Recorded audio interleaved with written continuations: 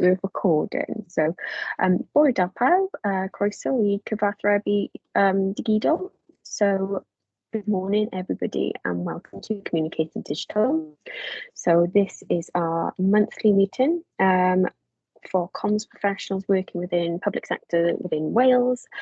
We meet on a monthly basis and talk all about the challenges and opportunities faced when talking about service transformation. We've got lots of different topics we've covered in the past, and we are very, very delighted to welcome Jess Roberts with us today, who is going to take us through some internal comms tips and techniques on reaching those hard to reach remote workers, maybe workers on the front line. So without further ado, I'm going to hand over to Jess and we can go from there. Diolch, Jess. Brilliant, thank you, and thank you for inviting me, everyone. In a moment I'll bring up some slides, but just to kind of aid and talk us through some of the key points that we'll cover today, just so you know, they will be shared afterwards, so don't worry about frantically trying to copy any notes down or any of those things. I will share them afterwards, and I'll also be sticking around after kind of my bit, if you like, so we can do a bit of a chat and Q&A and all of those things. So if you do have any questions that crop up along throughout kind of the stuff I'll be sharing, jot them down and we'll definitely cover them off at the end of the session. So bear with me and I will just bring up my screen. Here we go. Hopefully you can all see that. Yeah, thanks, Jess. Yeah. Okay.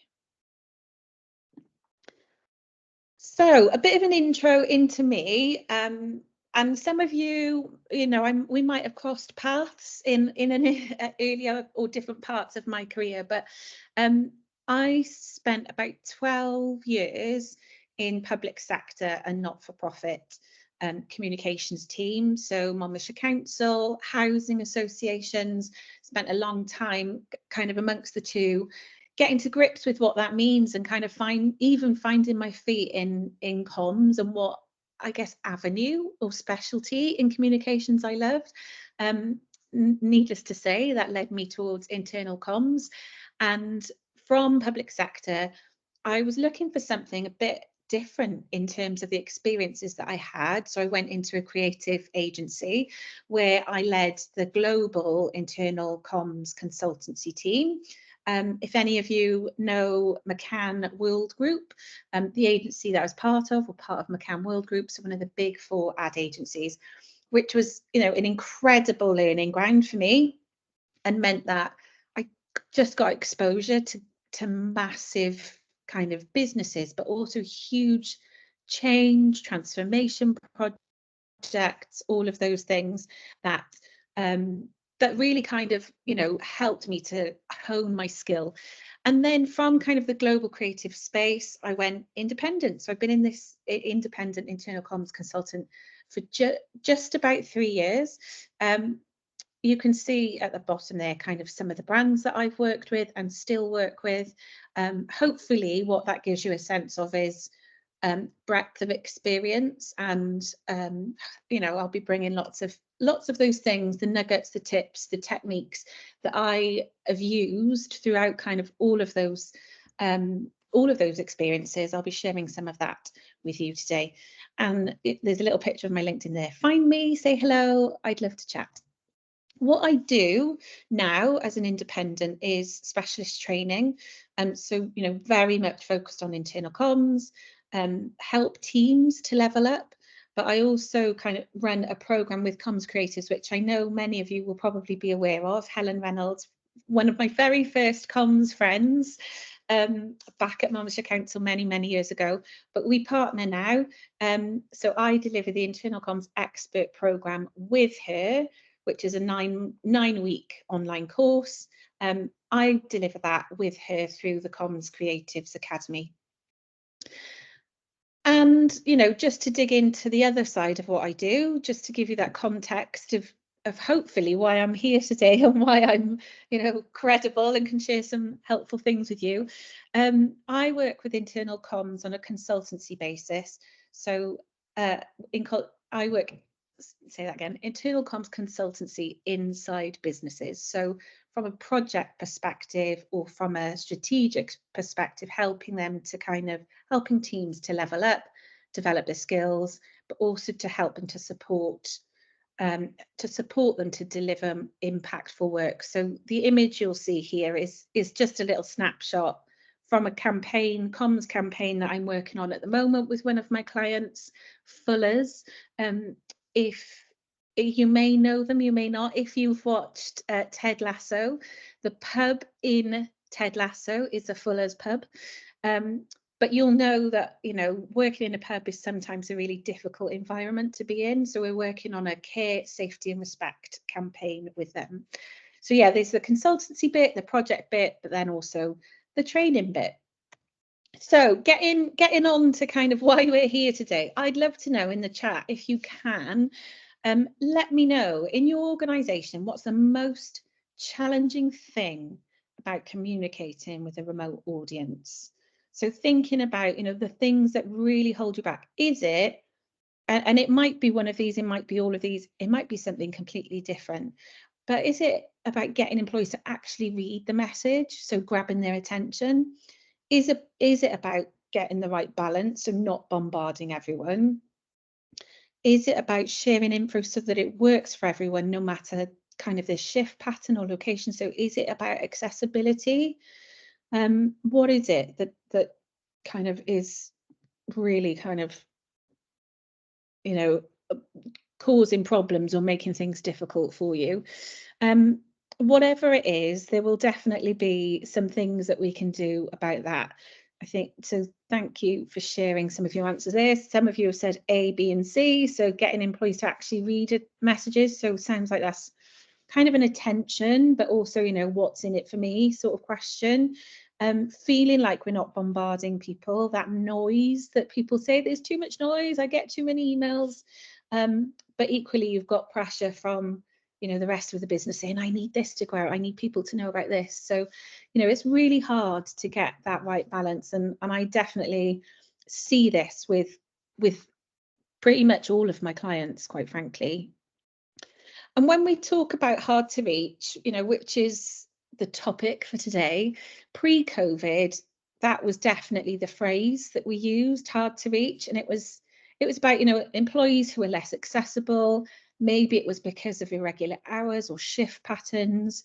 Maybe it was because, they had limited access to tech, or they were out and about. So they just, it was harder to reach them with, mobile signal or whatever it might be.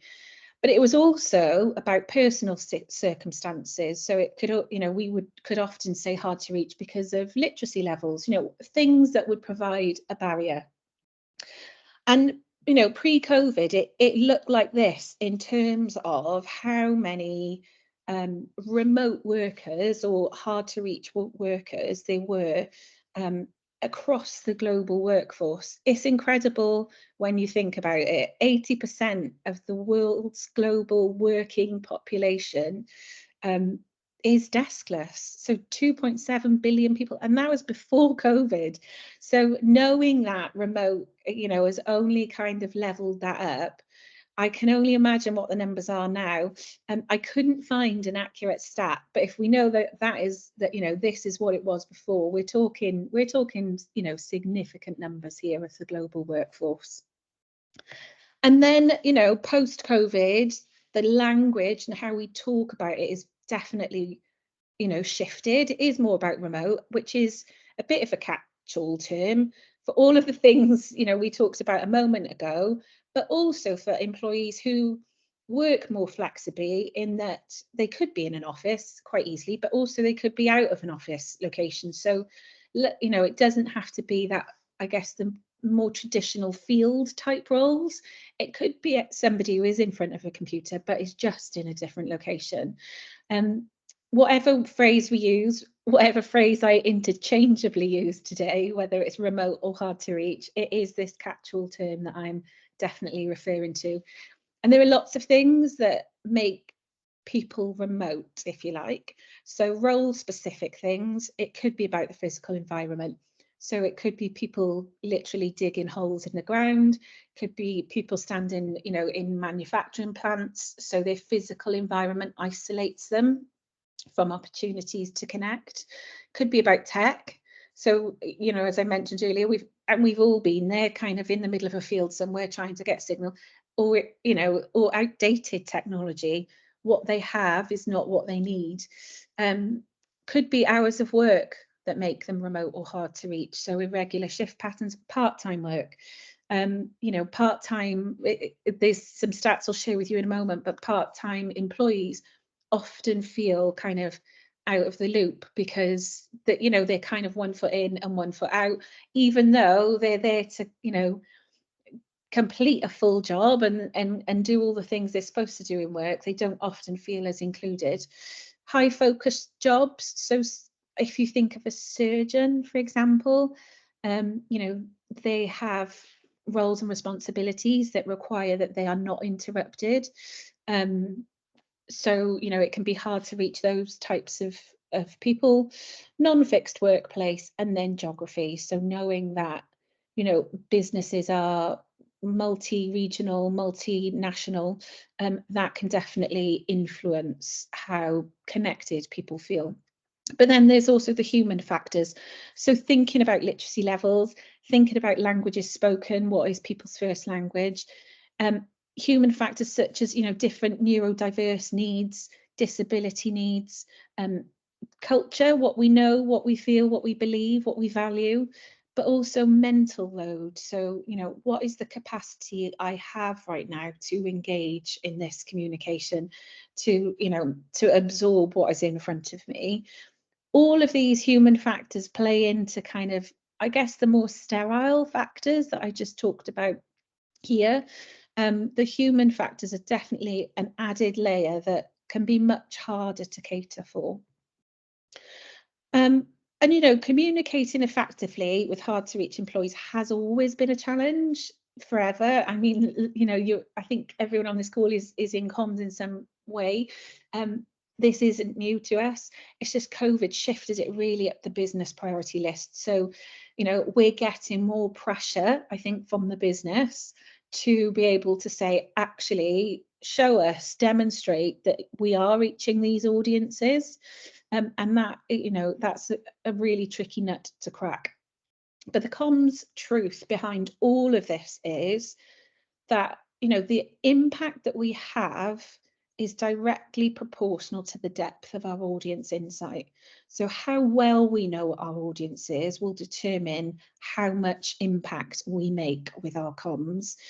And it can be a really tricky one, this, because it can be really time consuming to get to know audiences really, really well and to stay on top of it, because as soon as you've kind of cracked that and you feel like you understand that audience, something shifts, something changes, and it can mean, you know, we're often feeling like, right, okay, I need to understand this group again, and that's really hard when we have to-do lists as long as we do. So to help us get to know our audiences, there are a few things that we can do to kind of understand more, not only specifically kind of our organisational audiences, but more broadly what people expect from internal comms. And I thought I'd share with you some of my favourite stats from these two reports. It can be really hard when you're in the day job, I think, to get time to read this stuff. So I'll share with you some of my highlights. Do take the time, if you can, to read through some of this in your own time. I'll share some links afterwards. They're brilliant reports and they can help give us a bit of a steer on how to approach things. What's interesting about the IC Index report is that it comes from an employee perspective. So the research here is finding out what UK employees want from internal comms, which I think is a really niche angle. There isn't a lot of research out there that comes from the employee space and specifically connecting to internal comms. And then state of the sector comes from internal comms professionals about how they use internal comms and what they do. So I'll share some highlights. So firstly, the perception of internal comms is, and I'll take you down to kind of the third point on this slide.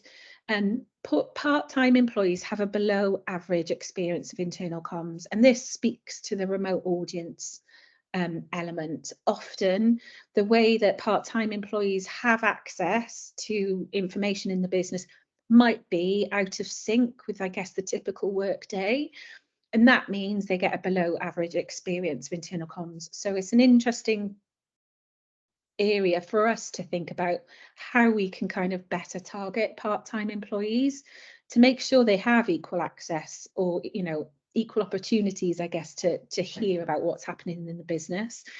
And in terms of kind of sectors that rate internal comms the highest, so employees in certain businesses are happier with internal comms, and IT sector rates really highly. So employees in the IT sector say IC is, great. And then retail, transportation and education rate it lowest. My hunch there is that a lot of this comes down to budget. There is more money in IT than there is in education, and often that means teams are smaller, resources are fewer, which naturally means it's harder for internal comms professionals to keep everybody happy. 3 things that impact engagement. So this is not rocket science, this one, but it is important for us to remember, particularly when we're thinking about how we engage people in change or transformation, or what is happening in the business. Employees say significantly say their engagement is better. Engagement is higher when they're clear on 3 things. So 1 is the organisation's goals, 2 is business priorities, and 3 how the business is performing. So if they're really clear on those 3 things, people are much more engaged.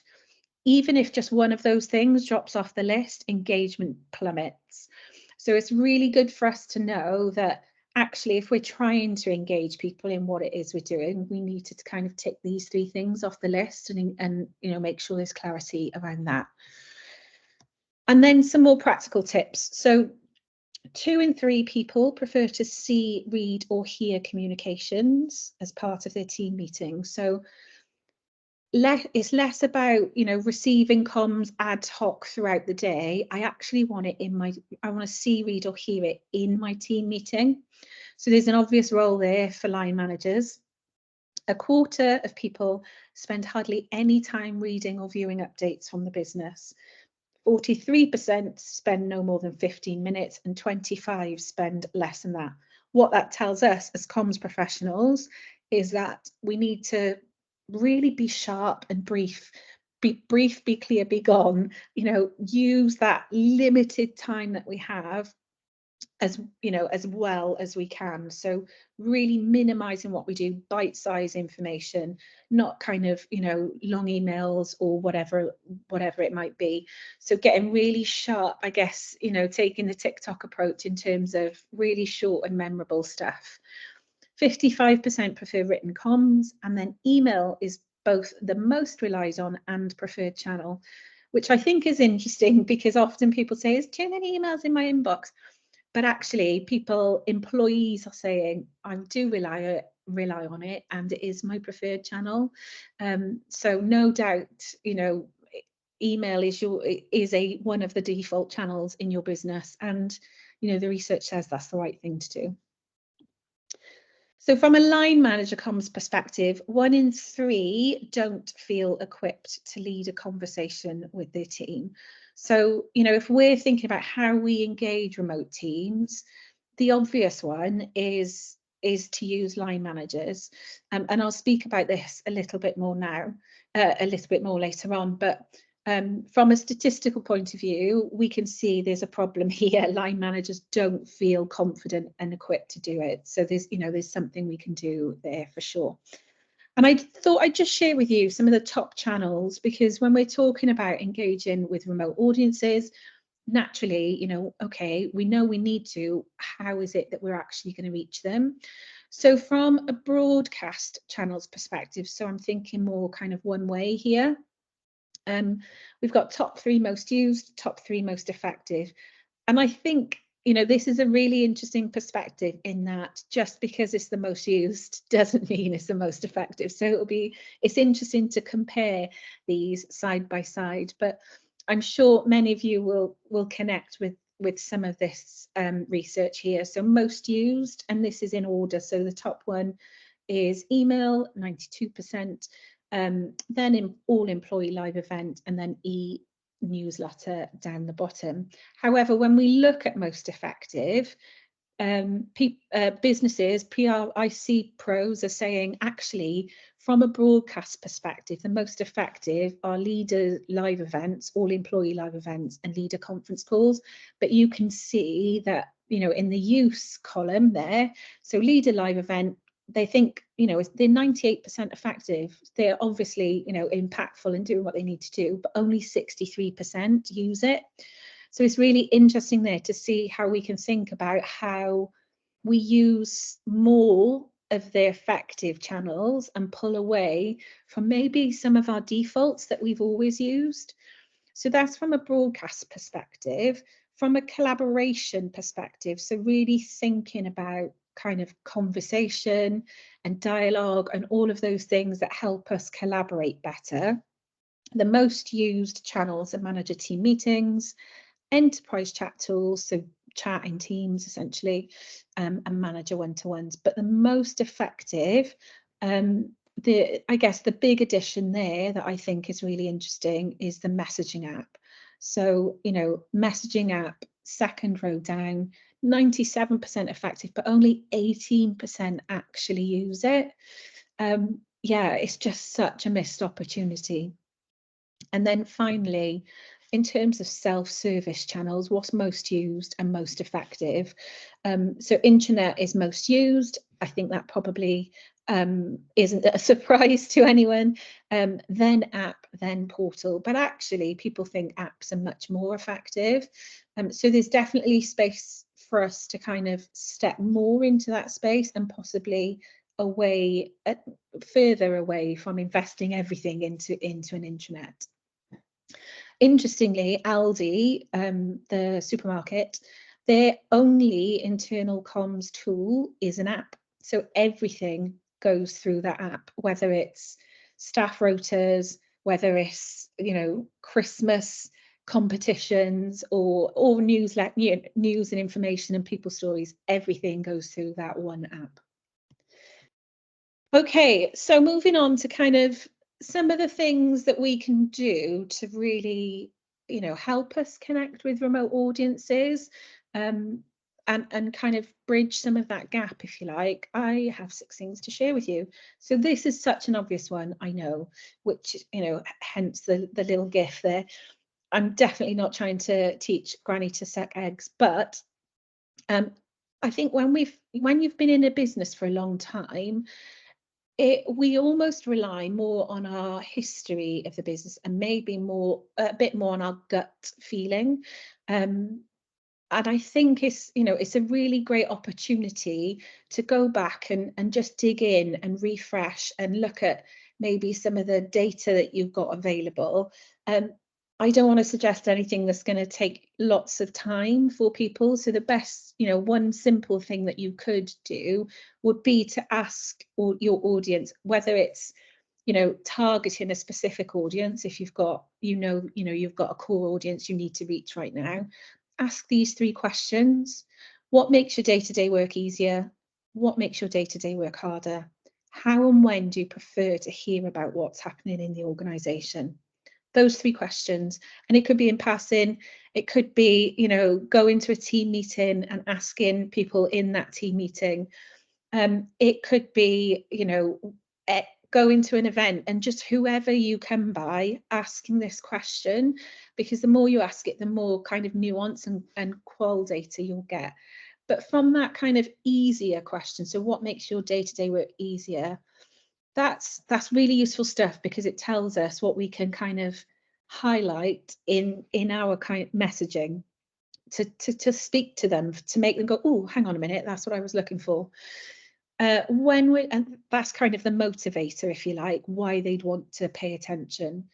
When we think about, what makes your day harder, that's intel for us, because we know that, you know, they're the pain points, they're the things we could possibly leverage to say, actually, this change here is going to make your day much easier in this way. That thing you said was really hard is going to go away.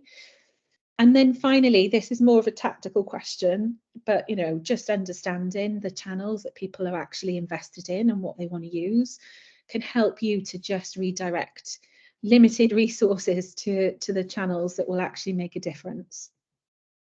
When we talk about that, I forgot this picture was in here, so it did surprise me there. When I talk about getting to know people, I'm sure, you know, you all do this, but getting out and experiencing people's day-to-day.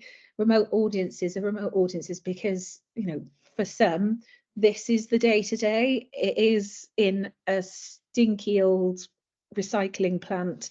This is with Viridor, when I went to visit Viridor, and it just gives you real, you know, visible, you can imagine, like, what this is, what their day-to-day is. This is why actually I can't get through to them by email, but I do know that in the break room there's a digital screen, or I do know that, you know, they have 10 minutes before every shift because they have a huddle meeting, and I went to that huddle meeting. So, you know, you just get all of that stuff that maybe you wouldn't have got before. And that's the really, you know, that's the really valuable stuff right there.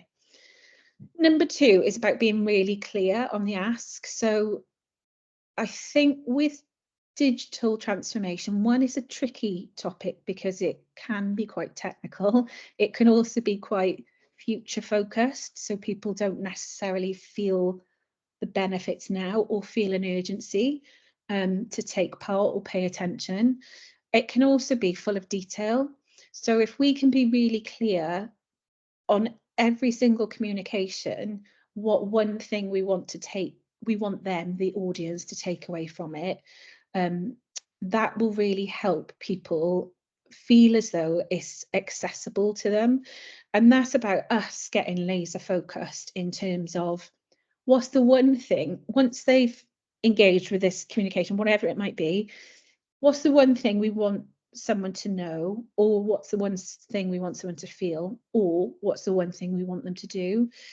We'll have all heard this framework, no, feel, do, many times, but I think it provides a really clear call to action. It sets a really clear expectation of people, which means that they don't feel overwhelmed, and they're much more likely to say, oh, okay, you've told me this because I need to do that.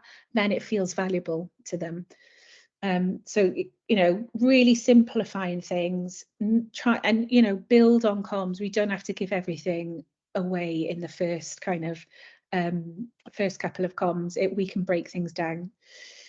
Next up is about planning asynchronous comms. So how can employees access information in a way that works for them? So remote colleagues are often remote for lots of reasons, as we mentioned earlier.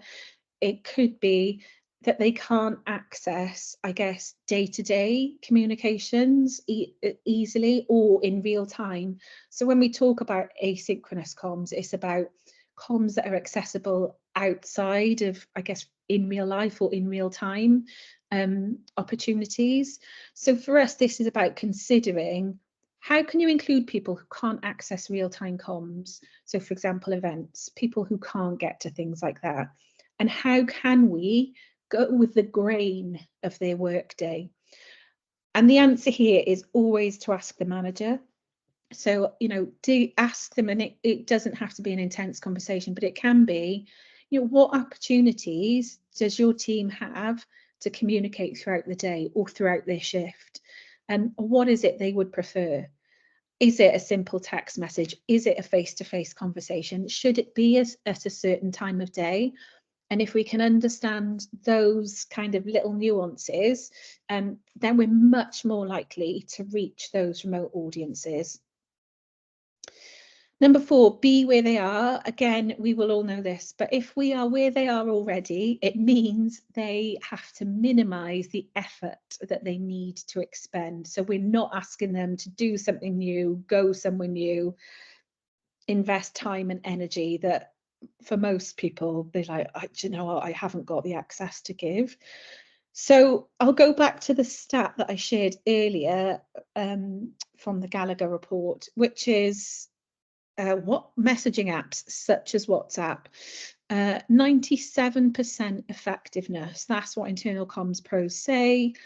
Global internal comms pros, it's 97% effective, but only 18% are actually using it.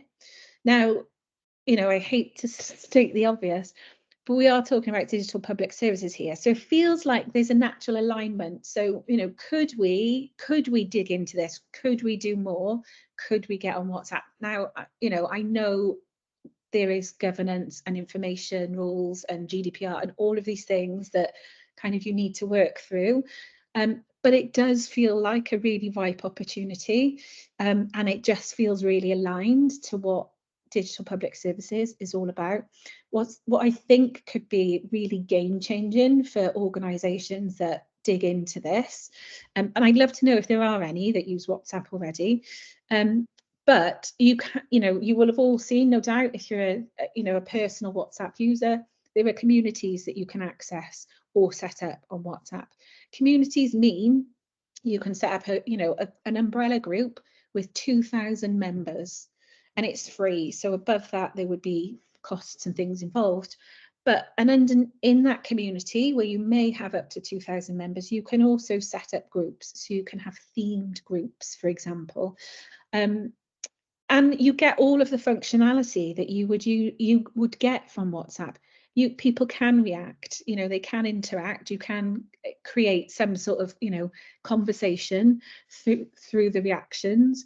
You can share files, so up to 2 gigabytes. So if there are, you know, PDFs or whatever it is you need to share with those, you know, whoever's in that community, you can. There is an admin function, so you can have several people with admin rights. So it's not just one person that's managing this. You could have, you know, the whole comms team looking after it, or whoever is right. But that also means that whoever's got admin rights can also monitor and moderate the conversation. So if you need to delete things, you can. Amazing. You can also do fun things like polls. I say fun things, depends on the poll, doesn't it? But you know, there are ways to interact and test with people and see how people are feeling. And you know, for me, this is a brilliant opportunity to step into kind of 2024 and engage with people in a place that they're already familiar, they already feel confident using it. And they can also see the bigger, broader conversation, so they feel part of something bigger. I think it's a great place for, you know, internal comms to explore more, and would definitely encourage you to do so.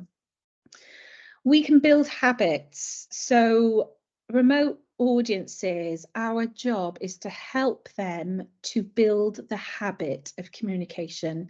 And we can do that with little behavioural nudges. So I've shared some here, and I'll very briefly talk through some of them. But the first one is about a nudge that will trigger action. So you will have probably all heard of, I guess, the power of creating an association with something.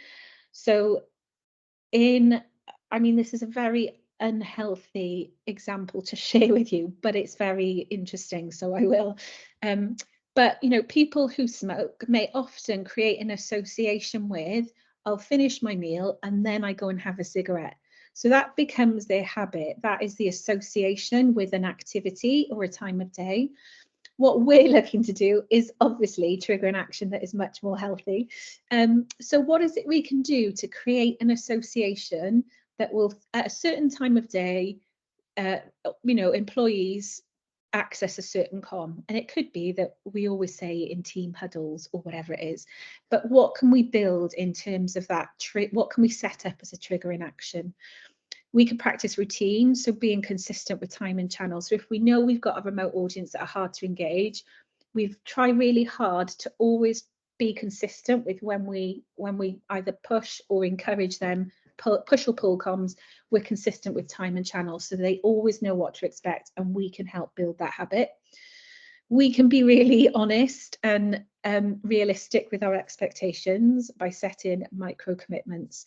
So if we're saying to managers, we need you to help us, we also say to them, but it'll only take you 5 minutes a day, and this is how you use those 5 minutes. We can remove friction.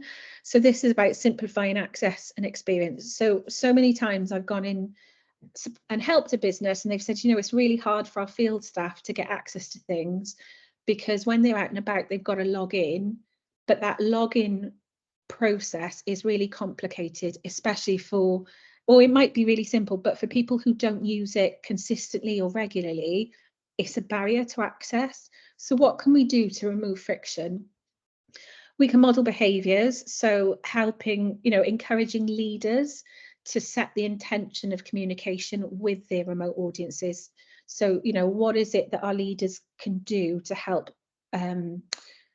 build that habit and say, do you know what, this is something we all need to do, including me as a leader. And then we can reward people who are engaging. So, you know, there are lots of things that we can do there, but it's about acknowledgement, it's about incentivizing it, because when we do that, we reinforce the behavior, which helps people build the habit. And then finally, it's about, you know, I talked about it earlier very briefly, how we can use managers as a channel. So that relationship between manager and you know, employee is really crucial for us as communicators. Manager understands the day-to-day, they understand the nuance. They also know a bit about the individual. So for us to go in and try and build that relationship from scratch is going to take a lot of effort. So it makes much more sense to maximize the relationship that already exists. And I'll go back to this point really, in that, you know, that's great. It's a great idea to use managers as a channel, but lots of them don't feel equipped to be used in that way, if you like, or to lead that conversation. So things we can do to help managers feel confident, you know, it would be things like training and other learning opportunities. So whether there's online support, whether there's, you know, coaching, what is it we can do there to help managers feel confident? Is there a bit of a toolkit that we can provide? So whether it's templates, whether it's key messages, whether it's FAQs, what is it we can give managers so they really understand, you know, the program at work, or, you know, the project initiative, whatever it is we want to share? Because often managers don't like to feel like they'll be asked a question they don't know the answer to. So can we provide them with the stuff they need to feel better about that? Can we build updates, build their knowledge by providing regular updates? So, you know, as things progress, the timeline progresses, let's, you know, make sure we're checking in with managers at certain milestones. It isn't kind of a one and done. I've told, you know, I've shared everything up front. They've got their communications toolkit. That's everything. It's kind of that creating a bit of a rumble, if you like, lots of little touch points to keep building them up.